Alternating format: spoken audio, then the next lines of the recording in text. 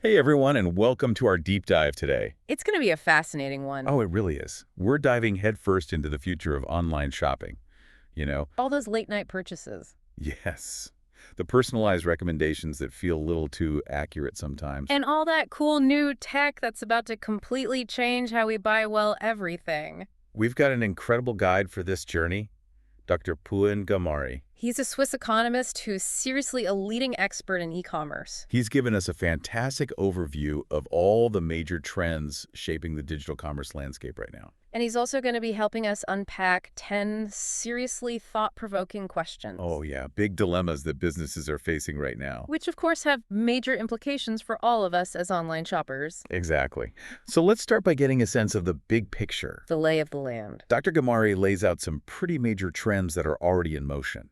Like, think about personalization. Oh, yeah, way beyond just seeing what you've bought before. We're going to another level. AI is stepping in and actually starting to predict what you might want next. It's looking at your browsing history, what other people with similar tastes are buying. Even things like the weather or upcoming events in your area. It's like having a personal shopper who knows you better than you know yourself. But here's the thing. This level of personalization raises those big questions about privacy. How much data are we really willing to share for a more tailored experience? It's a trade-off, and Dr. Gamari tackles this head-on in one of his challenging questions. Which we'll definitely be getting to later. Yeah. Now, while we're on the topic of things that feel like they're straight out of a sci-fi movie, We have to talk about immersive technology. specifically augmented reality, AR, and virtual reality, VR. Get ready to have your mind blown. Because imagine trying on clothes virtually without even changing out of your pajamas. No more awkward fitting rooms. And we're not just talking about seeing a 3D model, but actually seeing how clothes would look on you using your phone or computer, Dr. Gamari also talks about AR home shopping. where you can use your phone to visualize how that new sofa or piece of art would look in your living room. It's like having an interior designer right in your pocket. He even mentions VR showrooms, where you can put on a headset and walk through a virtual store. It's going to be a game changer for luxury brands. Or even for just those times when braving a crowded mall is the last thing you want to do. Okay, speaking of things we all do, let's be honest, we spend a lot of time on social media. A lot of time. And Dr. Gamari sees this as a massive shift in how we shop. He calls it social commerce. It makes total sense. Because why go to a separate website? When you can just buy something directly from a social media post or even a live stream, Talk about instant gratification. makes those impulse buys so much easier too. But for businesses, this is a huge opportunity. They can reach new customers where they already are. All right, so far we've got personalization, immersive tech, and social commerce all happening at the same time. And we're not even close to done. Another trend Dr. Gamari highlights is sustainability. And this isn't just a buzzword. This is becoming a core business imperative. As e-commerce grows, so does its environmental impact.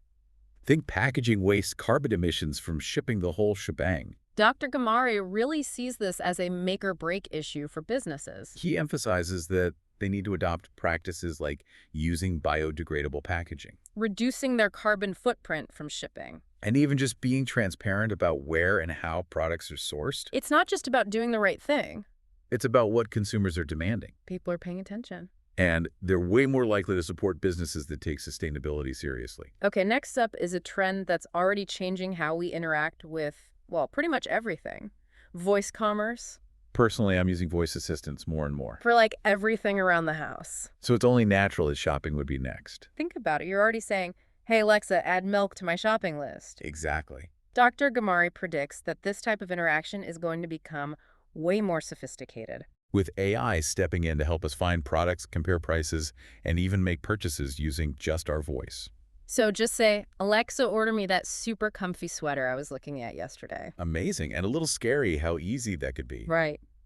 And speaking of easy, another trend we can't ignore is the rise of flexible payments. Oh, buy now, pay later, BNPL. It's letting people spread the cost of purchases over time Huge with younger generations. who might not have traditional credit cards. Opens up a whole new conversation about responsible spending, though. Very true.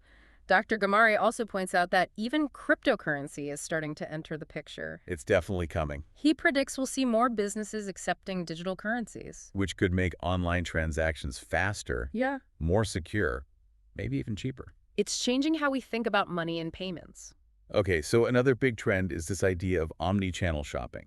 Basically, blurring the lines between online and in-store experiences, So you can do things like click and collect, where you order something online and pick it up at a store. or being able to return an online purchase in person. It's all about offering customers flexibility and convenience shopping on their terms. But for businesses, this requires serious coordination You need real-time inventory across all channels. and seamless customer data no matter how someone chooses to shop. Okay, so we've covered personalization, immersive tech, social commerce, sustainability, voice commerce, flexible payments, and now omnichannel shopping. And we're still not done. Dr. Gamari also sees global expansion as a major opportunity. It's not just about big brands anymore. E-commerce is opening doors for smaller businesses to reach customers all over the world. Especially in emerging markets. But that brings a whole new set of challenges. Things like localized payment solutions, like Yeah. mobile wallets, which are huge in many parts of the world. And of course, navigating those complex international regulations It's definitely not as simple as just translating your website. and calling it a day. All right, so we've gone global, and now we need to talk about data security. Absolutely essential in this hyper-connected world. As more of our lives move online, protecting customer data is crucial. Dr. Gamari stresses that this needs to be the top priority. For any business operating online, It's not just about preventing those hackers, it's about complying with regulations like GDPR. which governs data privacy in Europe. It's a complex landscape, and it's only getting more complex as technology keeps evolving. And finally, the last trend Dr. Gamari highlights is the subscription economy. Oh yeah, we're already seeing this with things like streaming services. But he believes it's going to become even more widespread. We're talking subscriptions for everything from clothes to software to meal kits, For businesses, it's creating a steady stream of revenue. and building those stronger customer relationships, And for consumers, it can be super convenient. especially when it's personalized and offers real value. Like curated boxes tailored to your specific interests. Or memberships that give you access to exclusive perks. So there you have it. Dr. Gamari's 10 e-commerce trends that are shaping the future of how we buy and sell online. From AI-powered personalization to the ethical considerations of sustainability. It's a landscape that's both incredibly exciting and full of challenges. Now that we've got the big picture, Yeah. let's dive into some of the specific dilemmas that Dr. Gamari outlines in those 10 challenging questions. We'll start with that personalization versus privacy issue we touched on earlier. It's a big one. It really is. Welcome back to our deep dive into the future of online shopping. You know, going through those 10 trends from Dr. Gamari, one thing that really struck me is just how interconnected they all are. I completely agree. You can't really address one without considering all the others. Like, for instance, if a business wants to go global. Right. They need to be thinking about data security, localized payment solutions. And even how those consumer preferences might be totally different in different parts of the world. Exactly. Like even trying to reduce those return rates that ties into personalization. Detailed product information. Maybe even using AR for those virtual try-ons we were talking about. It's a bit like a giant puzzle where all the pieces are constantly shifting. Which I think makes it so fascinating, right? Totally. Okay, so last time we left off talking about the challenges of integrating Web3, blockchain, and crypto. Oh, yeah. That can get pretty complex. It's such a buzzword-heavy area. I have to admit, it leaves my head spinning a bit. I get it.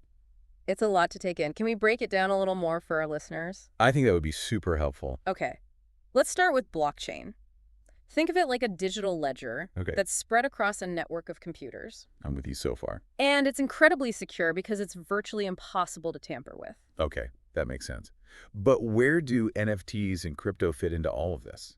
So NFTs, or non-fungible tokens, are like digital certificates of authenticity that are stored on the blockchain. Okay. They can be used to represent anything unique, like a piece of art, a collectible. Even a membership to some exclusive club. Exactly. So imagine having a digital trading card that proves you own the original ledge. I can Yeah. see how that would be valuable for collectors. Especially in the digital age. And then cryptocurrency is basically a digital form of money that uses blockchain technology. That's right. It's decentralized, so it's not controlled by any government or financial institution. So kind of like a digital version of cash, but trackable and secure because of the blockchain. You got it. Okay, now how does all of this actually apply to e-commerce?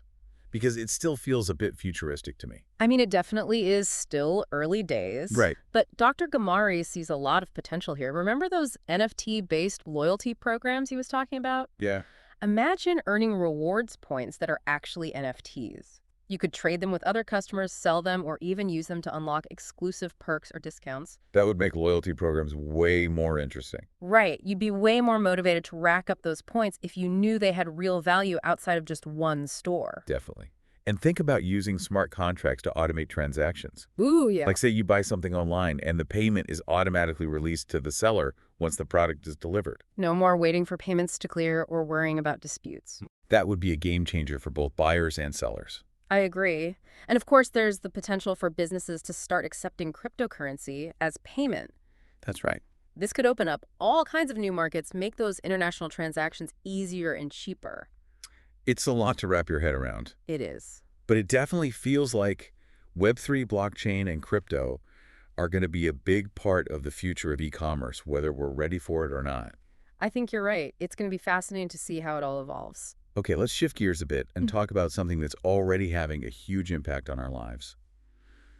Artificial intelligence, AI. Oh, it's everywhere. From those personalized recommendations we were talking about to the way our social media feeds are curated. It's true. Dr. Gamari sees AI as a total game changer, particularly in terms of personalizing that shopping experience. So we've already talked about those AI-powered product recommendations. Yeah. What are some other ways that AI could actually personalize that shopping experience? It feels like the possibilities are endless. Oh, they really are.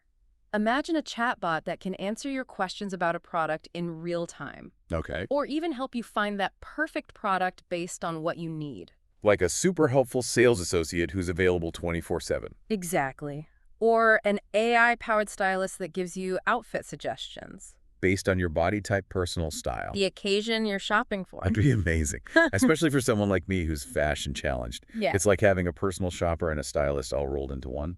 And AI can also personalize pricing and promotions. Like offering discounts to those customers who might be about to abandon their cart. Or suggesting products that complement what they've already picked out. So basically, AI can anticipate our needs and wants even before we do. It sounds like a win-win for businesses and consumers. It really does. But But as with any powerful technology, there are those potential downsides. that we need to be aware of, right? Right. AI algorithms are trained on data. Okay. And if that data is flawed or incomplete, the algorithm can actually perpetuate those biases. So this could lead to certain groups of people being unfairly discriminated against. Through things like pricing, product recommendations, even just how search results are displayed. That's a really important point. It's not just about the technology itself. It's how it's developed and used. Absolutely. Yeah. And then there's also the potential for AI to be used in ways that are manipulative or intrusive. Like targeting people with personalized ads that exploit their fears. Or insecurities. Exactly. So it's a balancing act.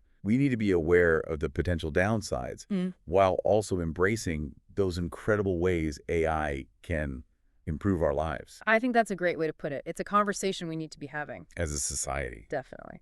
Okay, let's talk about another topic that's closely related to AI, automation. which is already happening in warehouses and factories, but Dr. Gamari sees it impacting every aspect of e-commerce. From customer service to logistics. It's already changing the game. Yeah. Think about those robots that are being used to pick and pack orders in warehouses. It makes the whole fulfillment process so much more efficient and cost-effective. And it frees up human workers to focus on those more complex tasks. The ones that require creativity and problem-solving skills. The things that robots aren't quite good at yet. Exactly. And think about customer service. We've already talked about chatbots, but AI can automate things like answering those frequently asked questions, processing returns. Even providing those personalized product recommendations. It's like having a whole army of virtual assistants. Working behind the scenes to make our online shopping experience smoother. And more personalized. But this brings up another important question. What happens to the people whose jobs are being replaced by robots or AI? It's a valid concern. It's not about fearing progress It's about making sure that everybody benefits. and that we can retrain workers for those jobs in the future. Absolutely. It's about making sure those benefits of automation are shared by everyone. So automation has the potential to be incredibly positive But only if we approach it thoughtfully. and responsibly. I think that's a great point. We need to approach it with both optimism and caution. Recognizing its potential to improve our lives while also being aware of those potential risks. I agree. Okay, let's talk about another trend that's shaping the future of e-commerce. The rise of mobile commerce. It seems like everyone is glued to their smartphones these days. All the time. And that's definitely changing how we shop.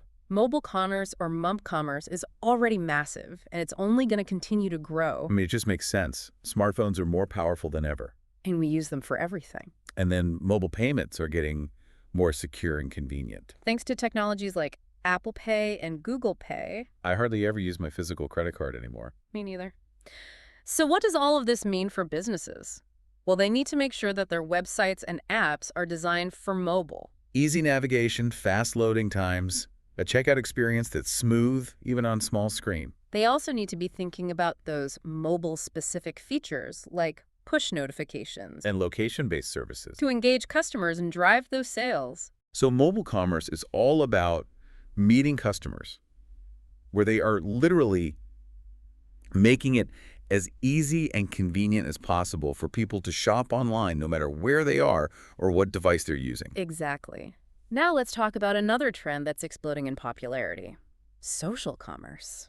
So basically, buying and selling products directly through those social media platforms. That's right. Instead of going to a separate website, you can buy something directly from a Facebook post. Or an Instagram story. It's incredibly seamless. And let's be honest, a little dangerous for impulse shoppers like me. Oh, it definitely is convenient and visually appealing, which is why it's growing so rapidly. Thanks to platforms like TikTok, Instagram. Facebook? Why do you think social commerce is so popular, though? I mean, it's not exactly a new concept, but it feels like it's really taken off in the last few years. I think it's a couple of things. It's convenient. People are already spending hours on social media, so it's super easy to just buy something while you're scrolling through your feed. It's also incredibly visual. Yes, social media is all about those images and videos, which makes it a perfect place to showcase products. And let's not forget the social aspect. Seeing your friends or your favorite influencers using a product can be so persuasive. Oh, for sure. Social media gives those brands a lot of opportunities to connect with their customers on a personal level. Sharing behind-the-scenes content, running contests and giveaways. Responding to questions and feedback in real time. It's about creating a more social and engaging shopping experience. Making it more fun and interactive. It's not just about buying a product. It's about being part of a community. Exactly. So what does all this mean for businesses? Well, they need to have a strong social media presence. It's not enough to just have a Facebook page or an Instagram account anymore. You have to actively engage with your audience, create content that people want to see. And they need to think about how they can integrate shopping directly into those platforms. Make it as easy as possible for people to buy something while they're browsing. Reduce that friction. Make that purchase process seamless. Social commerce is still relatively new, but it's already making a huge impact. And I think it's only going to become more important. I agree. Okay, let's talk about another trend that's shaking things up. The rise of subscription boxes. So these are curated packages of products. Delivered on a regular basis, usually monthly. Think beauty products, clothes, snacks. Even pet supplies. There's a box for just about everything these days. So you sign up for a subscription, and you get a box of goodies delivered to your doorstep every month. That's right. Why do you think they've taken off? Is it just the novelty of getting a surprise package, or is there something more to it? I think it's a few things. For one, it's convenient. You don't have to go to the store or browse websites to find what you want. It just shows up. It definitely takes the guesswork out of shopping. And you can avoid that decision fatigue. When you're just overwhelmed by too many choices. Right. And they're a great way to discover new products. Things you might not have found otherwise. It's like having a personal shopper who knows what you like. And is always on the lookout for something new you might enjoy. And they can also be a great way to save money. Many subscription boxes offer discounts, and it can be cheaper than buying those things individually. Definitely. So what does this mean for businesses? They need to be thinking about how to incorporate subscriptions into their offerings. It's not just for startups anymore. Established brands are getting in on the action, too. They need to figure out what kind of products would work well in a box. And how they can create a subscription service that actually provides real value. It's not about just throwing a bunch of random stuff in a box. It's about curation and personalization. And they also need to be thinking about the logistics of running a subscription business. The fulfillment, shipping, customer service billing. It's a whole different model. But they're a great opportunity to build that recurring revenue. To create loyal customers. It takes a lot of work, though. Okay, let's talk about one final trend. The rise of augmented reality and virtual reality. AR and VR. We touched on this earlier. With virtual try-ons in the showrooms, but it goes so much further than that. Oh, absolutely. These technologies are already being used in some really cool ways. And they're only going to get more sophisticated and immersive. Think about shopping for furniture and being able to place it virtually in your living room using your phone or VR headset. You can see exactly how it would look and if it fits before you even buy it. Or trying on clothes without even leaving your house. See how they look and fit in a virtual mirror? And some retailers are even creating these virtual showrooms, Where you can browse products in a 3D environment, like walking into a store. but from the comfort of your own home. AR and VR can also make shopping way more interactive and engaging. Like some retailers are using AR to create games and scavenger hunts. To encourage customers to explore and learn about products. It's about making shopping more fun. And memorable. So AR and VR can make shopping more fun, more informative, more immersive. They could totally transform how we shop online. So what does all of this mean for businesses? Well, they need to start experimenting with these technologies. Figure out how they can be used to enhance the customer experience. Stay ahead of the curve. Be willing to embrace new technologies. I think the early adopters are going to have a serious advantage here. Okay, we've covered a lot of ground today. We have. From AI and automation to social commerce and subscription boxes, it's clear that the world of e-commerce is changing fast. And businesses need to adapt to keep up. It's an exciting time to be involved in e-commerce. It really is. We'll continue this deep dive in part 3. Where we'll focus on what all of this means for you, the listener. And how you can navigate this ever-changing world of online shopping. Okay, we're back for the final part of our deep dive into the future of online shopping. We've covered a lot of ground, haven't we? We really have, exploring those massive trends and all those challenges that businesses are facing in this world of e-commerce. But now it's time for the most important part. Connecting all of this back to you, the listener. Because these trends aren't just abstract concepts, right? No, they're not. They're going to impact how you shop online. Exactly. So let's start with personalization, something I think we've all experienced. Definitely. And we talked about how AI is coming in to create those hyper-personalized shopping experiences. Tailoring everything. From product recommendations to promotions, maybe even prices, all based on what you like and what you need. It's pretty amazing when you think about it. Your favorite online store could basically be designed just for you. Always suggesting things you'll love. Yeah. I mean, who doesn't want a virtual personal shopper who just gets you? Right. But here's the other side of that. All that personalization, it requires data. A lot of it. And that brings up those questions about privacy. So it becomes a trade-off. Are those spot-on recommendations worth the potential cost of your privacy? How much are you willing to share to get that kind of experience? It's something we all need to think about. The more you know about how your data is being used, the better you'll be able to make those choices.